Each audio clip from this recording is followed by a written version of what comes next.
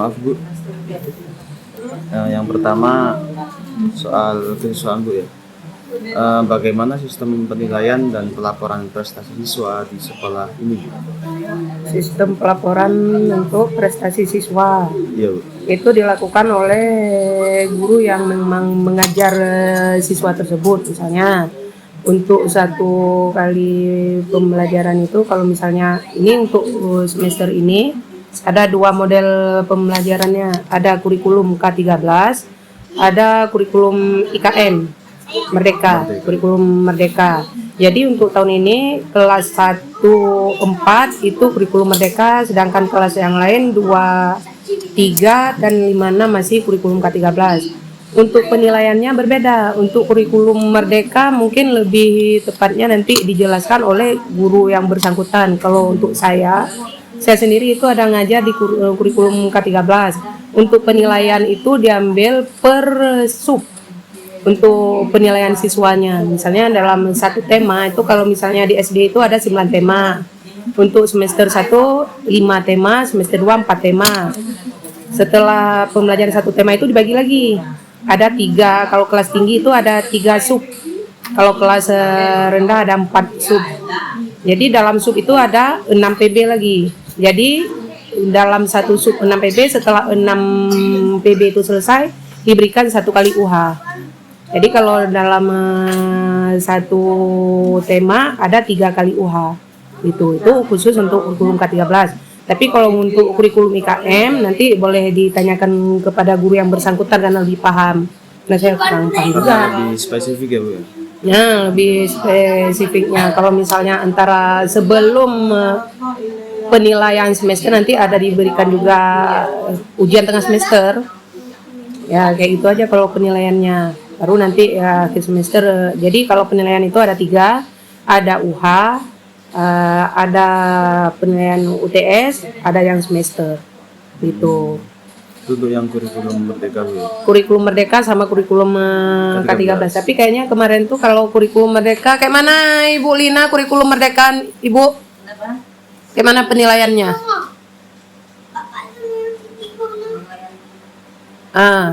Tolong dijelaskan karena saya nggak paham juga kalau misalnya kurikulum itu. Boleh duduk juga di sini biar dijelaskan. Saya kan nggak paham. Karena Ibu yang udah ikut dalam kurikulum itu mungkin lebih paham. Iya, baik. Nah, kalau yang saya jelaskan tadi yang K13 jadi ada 3 penilaian. Jadi dibagi per sub, dari sub per PB. Tapi di kurikulum IKM itu nggak ada lagi PB-nya. Cuman bagaimana pembelajaran saya kurang paham juga karena saya belum ikut pelatihan. Kalau untuk khusus Ibu Lina udah ikut pelatihan, bisa dijelaskan. Jelasin terus orang ini lagi ngerekam. Yang lain dulu, yang apa yang Itu masalah pembelajarannya. Oke, kalau Bu. yang lain ada untuk Ya, baik Bu. Jadi untuk melewati pertanyaan ini sementara waktu, yang pertanyaan kedua, apa saja kegiatan ekstrakurikuler yang tersedia untuk mendukung perkembangan keterampilan siswa Bu? Ekstrakurikuler yang ada di sini, yang kemarin tuh ada kegiatan pramuka, itu memang ekstrakurikuler wajib dibuatnya setiap hari Sabtu. Kalau misalnya kemarin ada lagi, cuman sementara itu ada kesenian, ada juga, tapi nggak terlalu ini seperti yang pramuka itu udah memang, kalau pramuka memang setiap minggu, kalau kesenian nggak setiap minggu juga gitu.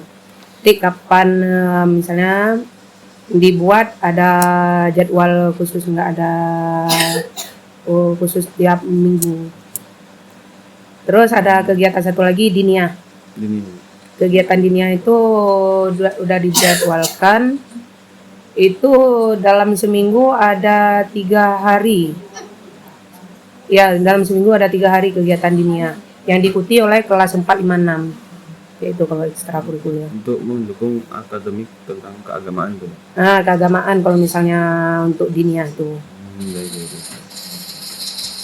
Jadi untuk selanjutnya, bagaimana sekolah mengelola dan mendukung siswa dengan berkebutuhan khusus? Oh, siswa berkebutuhan khusus diberikan ini kemarin itu kebetulan memang ada pelatihan khusus untuk guru untuk siswa berkebutuhan khusus. Jadi kalau siswa berkebutuhan khusus itu perlakuannya yang berbeda dengan Iya. siswa yang lainnya, nggak bisa kita samakan. Jadi kalau misalnya kami sini kebetulan ada guru yang nanti akan menangani siswa berkebutuhan khusus sendiri. Khusus guru khusus nanti diberikan.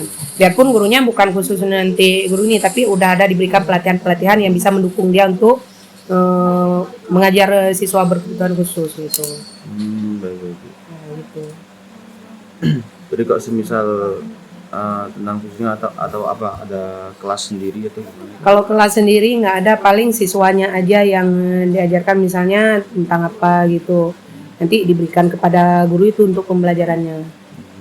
Karena nanti kan siswa ini nggak bisa, kalau misalnya di dalam ruangan kelas yang siswa normal, itu kita ngajarnya kan seperti biasa. Tapi siswa khusus ini dia harus ada perlakuan khusus untuk dia. Nah, terus kalau misalnya kita ambil penilaian, nggak bisa kita samakan juga dengan siswa normal lainnya.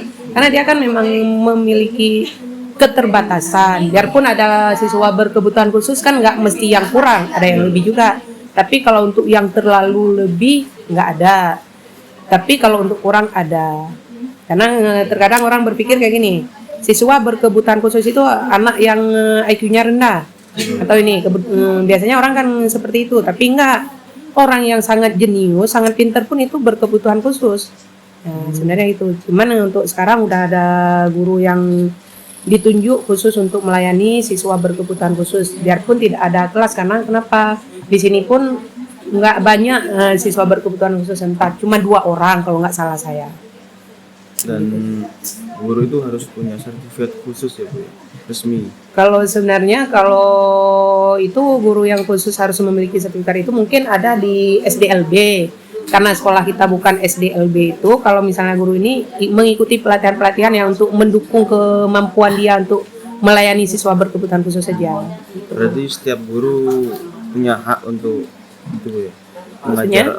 Punya hak untuk mengajar setiap anak-anak yang berkebutuhan khusus. Kalau di sekolah sebenarnya kita nggak bisa menolak siswa berkebutuhan khusus. Kalau dari ini sistem pemerintahnya kan kita nggak boleh menolak. Cuman untuk siswa yang diajarkan ini kalau sekarang diberikan pelatihan untuk guru yang memang nggak ada mengajar khusus tapi diberikan pelatihan. Jadi dia itu lebih mengerti nanti kalau anak yang seperti ini bagaimana cara kita mengajarnya. Apakah kita harus samakan, misalnya contoh penilaian. Kita kalau misalnya anak kelas 1 harus lancar misalnya membaca. Apakah sih yang berkebutuhan khusus ini harus lancar? Kan nggak bisa kita samakan gitu. Jadi seberapa tingkatannya, seberapa jauh yang bisa kita nilai. Oh dia misalnya membaca, mengenal huruf aja mungkin dia udah luar biasa kalau misalnya anak yang berkebutuhan khusus kayak gitu. Terus cara penilaian juga agak beda juga Bu ya. Penilaian juga berbeda, nggak mungkin kita samakan. Misalnya gini, anak biasa kalau misalnya untuk naik kelas misalnya kita buatlah rentannya harus bisa membaca. Misalnya si kebutuhan khusus ini untuk naik kelas nggak bisa kita samakan dengan anak normal. Oh dia udah mengenal huruf, ya naikkan aja kelasnya. Kalau memang kita harus samakan penilaian, berilah dia kalau kita samakan harus di sekolah khusus. Jadi kalau di sekolah biasa nggak bisa kita samakan. Bagaimana misalnya anak yang kurang kita samakan dengan anak normal yang nggak bisa lah. Otomatis dia seumur hidupnya tinggal kelas. Kalau kayak gitu kan? Iya. Nah jadi nggak bisa kita samakan. Kalau memang ini untuk perlu disamakan, berikan di sekolah SDLB khusus. Kalau memang di sekolah seperti ini bukan sekolah khusus, yang nggak bisa kita samakan semua. Nah, gitu. Apakah ada program pembinaan karir atau konseling untuk membantu siswa dalam pemilihan jalur pendidikan selanjutnya? Maksudnya kalau misalnya kelas 6 pendidikan misalnya mau masuk ke sekolah selanjutnya. Iya. Kalau untuk diberikan, kalau saya sendiri ya, kebetulan saya pegang kelas 6, kalau untuk bimbingan khusus nggak ada, tapi ada misalnya masukan-masukan yang saya berikan untuk siswa. Misalnya ada anak yang lebih dia ke ini, ada misalnya cita-cita mau jadi ustadz atau apa, dia lebih ke jalur lebih dia MTS. untuk keagamaan ya. Oh boleh ini apa ke MSen. Ada juga anak yang khusus dia nggak mau ke MSN pun, dia mau jadi misalnya Tengku katanya, saya Bu nggak mau sekolah. Itu pun ada pilihan, daya itu ada yang terpadu ada yang enggak. Kalau misalnya yang terpadu itu saya ada memberikan masukan juga kepada siswa. Kamu memang mau mengaji saja apa mau sekolah sambil mengaji? Karena itu beda lagi. Nanti kalau daya, contoh daya Uletiti, itu kan khusus dia pengajian nggak ada sekolah, khusus ngaji aja. Jadi tamat di situ nggak bisa kita lanjut ke sekolah. Tapi kalau diambil misalnya kayak yang di SIM, yang terpadu, itu ada sekolah, ada ngaji. Kalau kita misalnya ikut di situ, oh kelas 2-nya saya mau pindah ke SMP atau MSN, bisa. Kenapa? Karena ada sekolah. Makanya di situ terpadu. Kalian sebelum masuk nanti maunya seperti apa? Apa maunya ke SMP? Ada maunya ke yang jurusan atau maunya yang ke daya? Daya itu pun ada pilihannya. Itu ada juga diberikan. Cuman kalau ada bimbingan khusus-khusus ya itu nggak ada. Cuma saya sering kasih tahu kalau untuk anak kelas 6. Jadi nanti mereka kalau misalnya maunya apa seperti apa. Jadi jangan maunya seperti ini, maksudnya udah salah jalur. Nanti dia nggak maksimal. Jadi ada pemberitahuan juga kepada siswa. Nah, bimbingan, oh kalau kayak ini gini Bu kalau saya masuk ke SMP kayak mana? Kalau SMP nanti kemampuan yang harus dimiliki seperti ini. Saya ada juga misalnya kasih tahu untuk siswa. Berarti sarannya secara personal Bu ya? Klasikal bisa nanti kan kasih tahu di dalam kelas semua kayak gitu. Nanti baru kalau ada siswa yang bertanya lebih lanjut kita jelaskan secara personal lagi. Oh gitu. Nah, nggak ada bimbingan khusus gimana? Secara khusus nggak ada Bu ya? Nah, nggak ada. Khusus nggak ada. Jadi kita memberikan arahan juga untuk anak-anak yang mau masuk untuk lanjutan gitu. Iya Bu. Terus selama ini bullying itu kan semacam kayak budaya itu, kayak semacam budaya buruk Bu ya di sekolah. Nah, itu bagaimana prosedur penanganan dan pencegahan bullying di sekolah ini Bu? Penanganan kalau bullying itu ada kan macam-macamnya. Ada secara lisan, ada secara memang fisik misalnya contoh memukul. Untuk saya lihat sendiri karena saya berapa tahun, 10 tahun lebih lah saya di sekolah ini. Mungkin kalau misalnya bullying yang tingkat yang kayak dulu udah banyak berkurang. Saya nggak bisa bohong kalau bilang di sekolah kami nggak ada bullying, itu saya bohong. Memang ada, anak-anak nggak bisa. Karena apa? Secara lisan misalnya ngejek, biarpun ngejeknya cuman untuk main-main aja, tapi itu kan termasuk bullying. Kalau yang si anak satu lagi itu dia memang merasa diremehkan gitu kan. Jadi kalau misalnya bullying itu, kalau misalnya ini kalau yang rendah, pertama semua guru mengingatkan siswa, memberikan nasihat. Kalau saya sendiri kalau misalnya masuk, setiap pertama itu ada nasihat untuk anak. Sebelum pulang ada nasihat, waktu masuk belajar ada nasihat khusus untuk bullying. Jangan menggunakan kekerasan, jangan mengatakan sesuatu kepada orang lain kalau kamu nggak mau orang itu mengatakan kepada kamu. Kalau kamu sakit hati berarti kalau kamu bilang ke orang sakit hati, orang kayak itu juga. Jadi meminimalisir baik secara lisan. Terus pukul. Kalau misalnya memukul, kita dipukul sama orang sakit nggak? Nah, jangan lakukan itu. Jadi selalu diberikan. Oh, ada misalnya kejadian, dipanggil, diberikan pengarahan khusus, nggak di depan teman. Itu kan bisa ini down juga dia. Ini salah-salahin lagi sama kawan. Jadi kalau misalnya ada terjadi pembulian, ini panggilan misalnya ke kantor. Siapa sama siapa misalnya ada terjadi. Kenapa? Guru itu mencari tahu apa masalah, apa sebab. Terkadang anak yang nangis dia yang mulai. Kan ada juga yang kayak gitu kan. Nah, jadi tapi untuk bullying yang misalnya di sini cuman kalau yang sekarang saya lihat lebih ke mungkin ada yang ngejek gitu aja. Kalau untuk yang mukul-mukul kayak gitu kayaknya udah jauh, mungkin belum pernah ini. Kalau ini lebih karena saling ngejek aja gitu.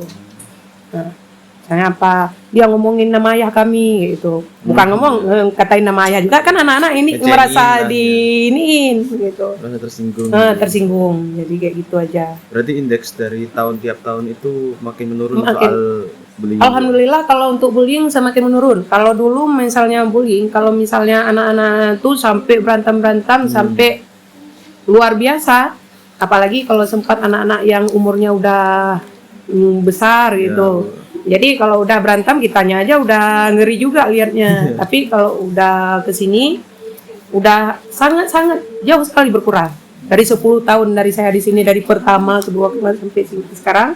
Kalau dulu malah kalau sekarang ada ribut-ribut, bisa jadi depan kantor guru bisa jadi. Tapi sekarang alhamdulillah jauh sangat berkurang.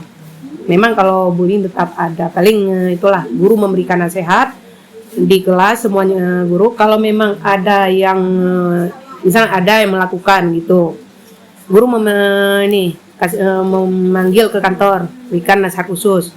Oh, seandainya dia masih berlanjut akan pemanggilan orang tua, kan dia bertahap. Pertama mengingatkan secara umum, apabila terjadi bullyingnya kita panggil ke kantor diberikan nasihat khusus. Apabila berlanjut, nanti kan ada perjanjian, ada buku jurnalnya, ada penulisan tanggal berapa, kejadiannya seperti apa yang kita lakukan, itu ada buku jurnal khususnya kita tulis. Oh, nanti dia memang nggak bisa, memang misalnya anak udah hiperaktif seperti itu, nanti kita panggil orang tuanya, bagaimana solusi untuk anak ibu. Nah, jadi yaitu ada tingkatan memberikan nasihat, habis itu pemanggilan orang tua, tergantung dari seberapa besar yang dilakukannya. Nanti ada ini juga, ada tahapan-tahapan yang kita lakukan gitu. Oke, terima kasih. Selanjutnya, bagaimana peran orang tua, Bu, dalam mendukung pembelajaran dan pengembangan anak di sekolah ini? Peran orang tua, kalau kita sebut peran orang tua, ada orang tua yang antusias mendukung anaknya, ada memang biasa-biasa aja, ada yang kurang. Karena kebetulan kalau misalnya kita lihat dari latar belakang juga, terkadang ada anak yang sekolah di sini tinggalnya bukan sama orang tua, ayahnya di mana, mamanya di mana, tinggalnya sama nenek. Jadi kalau peran orang tuanya yang kalau dibilang 100% mendukung, enggak juga. Kalau dibilang kurang, kalau kita bilang ini peran orang tua 80%. Itu tergantung lagi dari latar belakang siswa. Karena terkadang ada orang tua ini, antar anak ke sekolah berarti itu udah tanggung jawab sekolah, dia nggak ada tanggung jawab apa lagi. Kan terkadang ada juga orang tua seperti itu. Ya itu kembali lagi ke acu tak acu. Tapi nanti ada pemanggilan orang tua. Jadi di situ kita memberikan masukan. Nanti kan ada waktu-waktu tertentu, misalnya ini pemanggilan orang tua memberikan apa, nanti kepala sekolah ngomong, oh ini seharusnya orang tua seperti ini. Nanti ada ini sosialisasi misalnya apa dan bagaimana yang seharusnya dilakukan orang tua. Jadi bukan berarti kalau misalnya orang tua udah kasih anak ke sekolah udah lepas, enggak gitu. Pasti masih ada. Pasti ada gitu. Karena terkadang ini orang tua udah kasih anak sekolah enggak ada juga. Ada anak yang sampai lama enggak sekolah, ada juga. Udah kami nanti datangin ke rumahnya. Itu berarti kan menandakan orang tuanya kurang peduli terhadap pendidikan. Jadi enggak semua seperti itu, tapi ada. 1-2 ada, tapi enggak semuanya. Pasti itu di masalah tiap sekolah pasti ada. Nah, ada. Cuma kalau saya bilang, oh anak murid saya ini semuanya orang tuanya mendukung. Enggak. Saya enggak mau berkata seperti itu. Bohong saya itu. Jadi ada, tapi enggak semua. Jangan menutup, kita kasih nampak baik, tapi memang enggak ada. Tapi semua semaksimal mungkin kami berusaha. Ini semoga orang tuanya bisa mendukung pendidikan anak gitu. Karena kan semaksimal apapun kita di sekolah, kalau memang orang tua kurang mendukung ataupun tidak mendukung, kita nggak bisa maksimal ini kasih ke anak.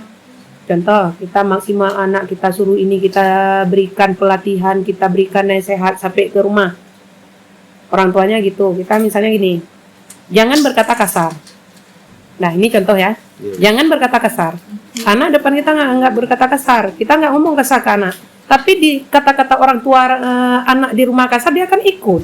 Jadi harus semuanya ikut berpartisipasi untuk merubah seorang siswa, bukan hanya sekolah aja. Jadi sekolah itu bukan 100% untuk merubah siswa. Itu lingkungan ada 3, ada sekolah, ada rumah, ada masyarakat. Di mana dia tinggal itu terpengaruh, di mana rumah dia, bagaimana orang tuanya juga terpengaruh. Jadi tidak semuanya dari sekolah. Jadi ada orang tua yang mendukung, ada yang tidak. Tidak, contoh ya seperti itu. Biarpun tidak semua. Adalah oknum-oknum orang tua lah kalau kita bilang kayak itu. Ada beberapa yang kita tidak terlalu peduli. Ya. Gitu. Walaupun kadang ada gini, misalnya saya capek cari uangnya, jadi anak nggak sempat saya lihat. Ada nanti orang tua yang seperti itu, karena ada konfirmasi misalnya, Bu, saya nggak sempat lihat anaknya, nggak sempat ini karena saya kerja gini gitu. Itu kan ada juga. Seharusnya kan nggak seperti itu orang tua. Jadi kita mau kita marahin anaknya ya nggak mungkin Nggak juga bisa. gitu kan, harus ada dari orang tua juga. Oke.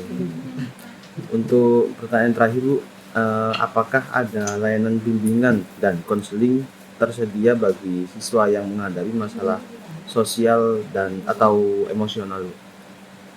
Kalau misalnya itu biasanya diberikan konselingnya khusus oleh wali kelas, karena ini kan guru BK di SD nggak ada, sama kayak TU tadi. Oh iya Bu. TU SD nggak ada, guru BK di SD nggak ada, tapi bimbingan itu diberikan khusus oleh wali kelas masing-masing. Contoh, kelas 1 ada bermasalah siswa, misalnya ada yang temperamen tinggi, dikit-dikit dia udah marah gitu kan. Itu biasanya khusus wali kelas 1 yang lebih tahu anaknya. Karena saya misalnya kelas 6, anak ini gini-gini, saya yang mana ya anaknya? Kita kan nggak kenal anaknya. Karena nggak ada ruang khusus BP, nggak ada guru khusus BP. Jadi guru SD itu mencakup semuanya. Dari pelajarannya semua harus bisa, harus jadi guru konseling juga. Jadi semuanya harus Jadi bisa. orang Jadi tua lah, Bu, ya. dan jadi orang tua semua itu. Jadi harus serba bisa kalau guru SD itu. Jadi di sini kalau misalnya bimbingan konseling, kalau misalnya ada siswa yang mengalami misalnya apa emosionalnya yang nggak stabil atau masalah, misalnya dia, kita lihat lah nanti di kelas kan nampak kadang-kadang ada anaknya di kelas biasanya ceria, dia murung, dia kenapa, nanti kita tanya, oh rupanya dia ada masalah apa, tanya ada anak yang langsung kasih tahu, ada anak yang nggak kasih tahu, mendalami dah akhirnya baru kasih tahu rupanya ada masalah apa, misalnya dia di rumah atau sama kawan gitu. Jadi dia yang memberikan konseling itu, bimbingan konseling adalah guru yang mengajar di kelas tersebut. Kenapa? Karena di SD itu tidak ada guru BK khusus. Nah, nanti ada buku kayak tadi saya bilang, ada buku jurnal. Nanti apa kelakuan siswa, bagaimana tingkah siswa, apakah ada perubahan, itu ada catatan khusus. Semua guru kelas itu memiliki. Karena memang bekerja sebagai guru konseling juga gitu kan. Jadi di setiap wali Ah, kelas itu harus setiap wali kelas punya buku jurnal khusus untuk menuliskan bagaimana kejadian, apa aja kejadian yang terjadi. Itu dituliskan kejadian yang misalnya yang paling misalnya apa yang terjadi. Kalau biasa-biasa aja nggak dituliskan. Misalnya apa terjadi, misalnya anak-anak pembulian yang seperti apa, nanti itu dituliskan. Dituliskan jadi yang suatu hal yang lebih yang dituliskan, yang terlalu kurang misalnya, oh anak-anak ini sering dia tiap hari datang terlambat, itu dituliskan juga di buku itu, ini tanggal ini terlambat kenapa, udah dikasih bimbingan. Ujungnya tanya, oh rupanya dia di rumah nggak ada orang tua, nggak ada mama, pernah juga di sini mamanya nggak ada, ayahnya nggak ada, dia sendiri di rumah, itu anaknya kecil, pernah juga kejadian kan, kenapa gini, kenapa dia sampai sekolah. Kita kan melihat karakter siswanya. Setelah ditanyakan, oh rupanya ada mungkin latar belakang dia yang memang membuat dia harus telat sekolah. Contoh dulu ada, sekarang udah tamat ya, itu anak sekolah yang mamanya nggak ada lagi, dia anak kelas 1 udah masak nasi sendiri kelas 1 SD. Itu ayah dia stroke, dia kasih makan kasih makan ternak, dia masak nasi, dia cuci baju. Jadi kita kan, kalau kenapa ini terlambat? Ya waktu kita telusuri rupanya segitu ini berat hidup dia. Kelas 1 udah bisa masak, itu anak laki. Itu pernah juga seperti itu. Jadi kalau guru itu harus bisa melihat dan menanyakan apa yang terjadi pada siswa. Ada siswa yang kayak tadi langsung kasih tahu, ada yang enggak gitu. Nah itu kan kebanyakan ada yang ngasih tahu, ada yang masih tertutup gitu. Untuk penanganan untuk yang siswa-siswa yang masih tertutup itu yang gimana? tertutup itu sebenarnya gini, kan kasih pendekatan aja sama guru. Caranya kita kan mendekati kayak mana. Ujung-ujungnya kalau memang dia udah merasa nyaman sama kita, dia akan kasih tahu. Ada siswa kayak gitu, udah nyaman, kenapa ini ada, itu dulu ada kelas 6, kenapa ya nggak mau sekolah, kenapa nggak mau jawab, orang tuanya nggak mau jawab, gurunya nggak mau jawab. Setelah berapa lama dia sekolah aja, nggak ada masalah dengan nilai sama saya. Itu dulu anak murid saya itu. Akhirnya tanya, kenapa kamu nggak sekolah? Memang dia nggak minat sekolah ujung-ujungnya. Saya maunya di rumah aja. Saya nggak mau sekolah, nggak mau capek saya belajar. Akhirnya dia, ya seperti itu memang keluar. Pertama dia mungkin sama orang tuanya nggak mau kasih tahu. Di sekolah nggak dibully. Dia pun nggak maksudnya Nggak ada masalah. nggak ada masalah apa-apa. Jadi kenapa dia misalnya kok gini, kok nggak mau sekolah. Kalau misalnya terjadi pembulian, oke lah. Apa masalahnya? Kenapa bisa terjadi pembulian? Rupanya bukan timbul masalahnya bukan dari lingkungan, tapi dari dalam diri dia sendiri. Nah, akhirnya pindah ke daerah di luar Aceh Besar, apa entah Aceh Utara, entah Biren. Akhirnya kita kan nggak bisa konsultasi lagi kalau memang udah pindah. Akhirnya dia memang mau keluar sendiri, pindah tempat nenek, nggak mau juga diiniin sama orang tua. Gitu. Itu pernah juga terjadi. Jadi masalah itu bisa muncul dari eksternal, dari luar lingkungan dia, dari internal juga, dari dalam diri dia sendiri. Memang dia sendiri yang nggak mau belajar, makanya nggak bisa kata kayak gitu. Iya. Ada anak nggak bisa, kami udah berusaha sungguh-sungguh Bu, tapi kami nggak bisa. Itu ada. Kita hargai kalau memang anak yang mau berusaha, tapi ada anak yang memang dia sendiri yang nggak mau. Bener-bener gak mau. Nah, nggak mau. Itu kejadian di situ, di sini kemarin tuh. Itu ada murid saya kelas 6 dulu. Akhirnya kan dikeluarkan dari sekolah. Memang dia nggak ada minat, nggak mau belajar. Saya nggak mau sekolah, nggak perlu sekolah. Saya nggak mau. Kenapa nggak mau? Saya nggak mau capek. Jadi bagaimana kita ngomong ini? Kita memberikan nasihat, tapi dia sendiri yang tidak mau. Jadi nggak ada solusi. Ujung-ujungnya dia akhirnya memang pindah sendiri keluar sekolah. Nah itu pernah juga. Jadi kalau misalnya terjadi sesuatu, ada dari lingkungan, ada dari diri sendiri. Gitu. Oke Bu, mungkin dari semua pertanyaan ini alhamdulillah terjawab semua Bu ya. Dari 7 pertanyaan ini. Sebenarnya terima kasih telah mau lah Bu, telah menyediakan waktu untuk meluangkan waktu untuk diwawancari oleh kami. Iya. Sebelumnya kami juga minta maaf semisal ada mengganggu waktu Ibu dan guru-guru lain, kalau semisal ada salah ucap kata juga, ya mohon maaf sebesar-besarnya Bu. Terima kasih, mungkin saya tutup dulu Bu. Iya.